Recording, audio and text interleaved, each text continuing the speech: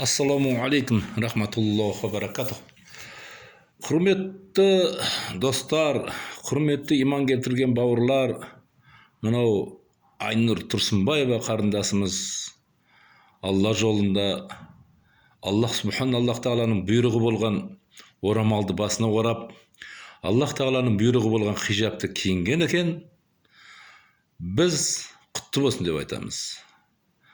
Алла жолына қадам басқан екенсіз, қадамыңызға Аллах Тағала гүл бітірсін, және десе бұл қадамыңыз ұзағынан болсын деп біз сізге тілек қыламыз иншалла Құдайдан. Алайда бұл Айнұр Тұрсынбаеваның артынан соншалықты көп адамдар шәуілдеп бірдеңелерді айтып қыңсылап атқан ұқсайды. Ютубтан, Фейсбуктан барлығынан көріп қалып жатырмыз.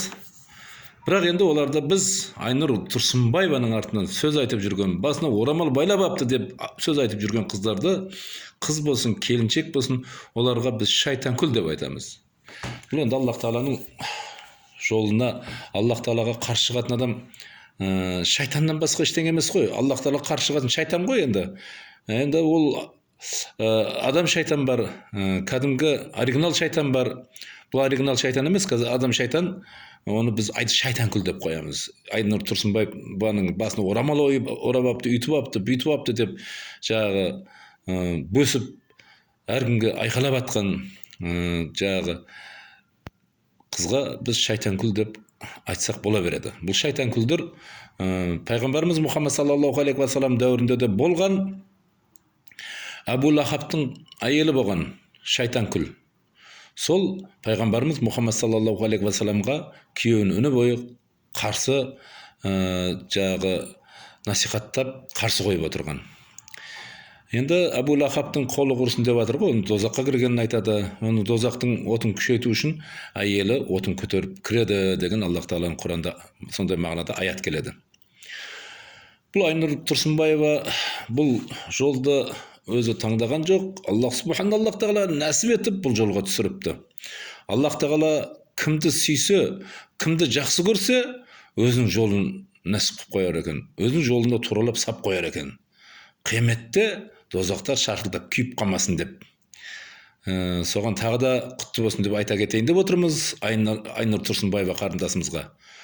Енді баяғыда аталарымыз айтқан ғой, керуен жүреді, ит үреді деп.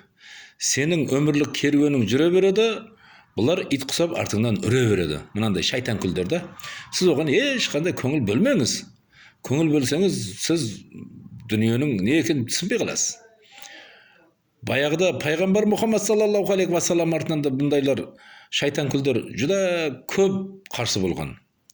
Сондықтан бұндай шайтанкүлдер қарсы болды деп біз енді өзіміздің жағы жолымыздан айнуымыздың керегі жоқ. Аллах Тағаланың сура жолы кітапта қалай киіну керек әйелдерге, басына қалай орамал байлау керек, аяқ киіміне дейін Аллах Тағала Құран кәрімде жазып қойған. Бұл ата-бабаларымыз осы Құранға иман келтіріп келген. Ата-бабаларымыз осы Құранды ұстанып келген. Ислам дінінде болып келген. Бұл жағы өзіңізге қарсы шығып жатқан Айнұр Тұрсынбаева, сізге қарсы шығып жатқандар шайтанкүлдер. Олар тәңіршіл дей ма, не болса соны құдай қылып алып жүрген қыздар. Сондықтан бұларға көңіл бөле бермейсіз. Иншалла өзіңіздің ұстаған пайғамбарымыз Мұхаммад саллаллаху алейхи ва салламның көрсетіп кеткен ашық ұлық жолын сіз ұстанған екенсіз. Бұдан еш уақытта айнуға болмайды. Бұл дүниедегі ең үлкен жол, ең ұлық жол пайғамбар Мұхаммад саллаллаху алейхи ва салламның көрсеткен жолы. Сондықтан бұл жол кім болса соған нәсіп бола бермейді. Бұл жолда Аллах Тағала өзін сүйген адамына ғана нәсіп қылар екен. Ал енді бұл жолға түскеннен кейін, бұл жолға түскен адамның артынан ит құсап үретіндер, оның кейін жағы артынан түсіп алып шайтан болып шайтанкүлдер жүдә көп болады. Оларға біз көңіл бөлмейміз. Біз Аллах Тағаланың разылығын табу үшін келген адамдармыз. Аллах Тағала Құран кәрімде айтады, біз адам тайпасын, жын тайпасын бір нәрсе үшін жаратпадық, өзімізге ибадат қылу үшін, құлшылық қылу үшін ғана жараттық деп жатыр да. Біздің мақсатымыз Аллах Тағаланың разылығын табу. Енді біз сондай принципте ұстануымыз керек. маған мына істеп жатқан ісіме Құдай не дейді деген ойда болуымыз керек үні бойы. Пәленше не дейді, түгенше не дейді, артымыздан түсіп жүрген шайтан күлдір не дейді деген ой біздерге кеп қалмау керек. Ондай болса біздер қиналып қаламыз. Біз бір ғана мақсат, бір ғана жол Аллах Тағаланың разылығын табу. Бұл дүние сол болу керек. Ал енді ол шайтан күлдер бұрында да үріп келген, шайтан күлдер қазіргі де үре береді. Қияметке дейін бұл шайтан күлдердің болатындығын бізде дәлелдеп айтып қойған. Сондықтан бұл шайтан күлдерге көңіл бөлмейміз. Шайтан күлдер жүреді, бір күні өзі өшеді. Жүдә өшпей жатса, Аллах Тағала өшіреді. Сондықтан біз бұларға көңіл бөлмейміз. Иншалла Аллах Тағала бұл пайғамбарымыз Мұхаммад саллаллаху алейхи вассаламның жолын біздерге нәсіп етті ме, бұл жолға қатып қаламыз. Неге дегенде, бұл бақытқа кенелтетін жол, мақсатыңа жеткізетін жол. Бұл жолда жүрген адамдар еш уақытта бақытсыз болыпты дегенді мен естіген емеспін, бірақ бақытты болыпты дегендерді естідім.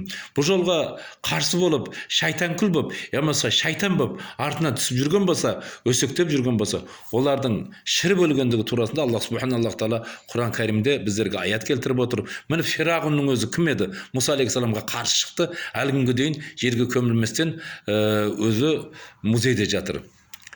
Жерге көмілмеудің өзі ол үлкен азап. Міне Ленин, Владимир Ильич Ленин деп отыр ғой. Оның өзі де біздің дінімізге қарсы шықты. Әлі күнге дейін несінде тұр. Мавзолейінде көміл алмай тұр. Сондықтан бұл дінге қарсы шығу, Аллах Субханаллаху Тағалаға қарсы шығу, өзінің жаратқан Құдайына қарсы шығу, бұл ең барып тұрған ақылсыздық, ең барып тұрған ақмақтық. Сондықтан бұл ақылсыздығынан бір күні таяқ жейді, бір күні сондай оңбай таяқ жейді. Сол кездерде ол кеш болып қалады. Бірақ олар білмей жатыр. Тағы да айтамын, қарағым Айнұр Тұрсынбаева, еш мойымағын, еш қандай бұндай қарсы болып атқан шайтан күлге көңіліңе алмағын шайтан күлдердің сөздерін. Сондықтан өз жолыңды таңдадың ба, өз жолыңда болуды мен Құдайдан тілеймін, өзіңе кеңес беремін. Сондай жолдан айнымауыңа.